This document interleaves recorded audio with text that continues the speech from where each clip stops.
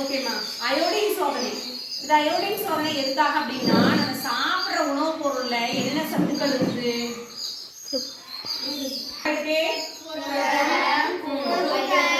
கொழுப்புக்கள்,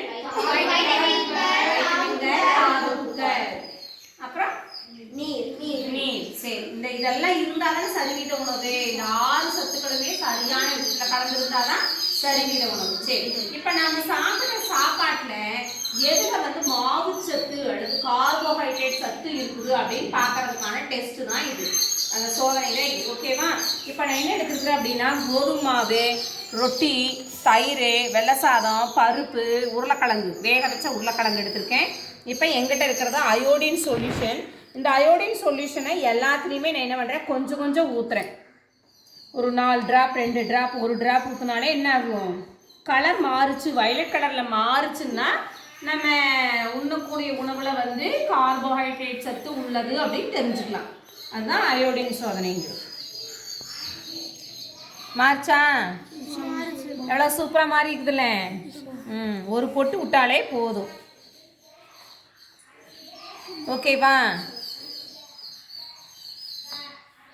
violet மாறி இருக்குதா? என்ன மாறி இருக்குது? மாறல, வயலட் கலரில் தான் மாறணும், வேற எந்த கலர்லையும் மாறக்கூடாது. பருப்பு என்ன கலரில் மாறிடுச்சு?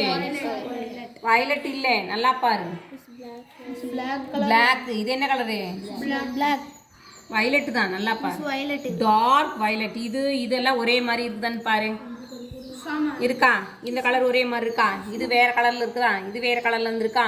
இப்போ கோதுமை மாவு கொஞ்சம் எடுத்துக்கிறேன், ஒரு துளி கோதுமை மாவு, நிறைய எடுத்து வேஸ்ட் பண்ண வேண்டாம்.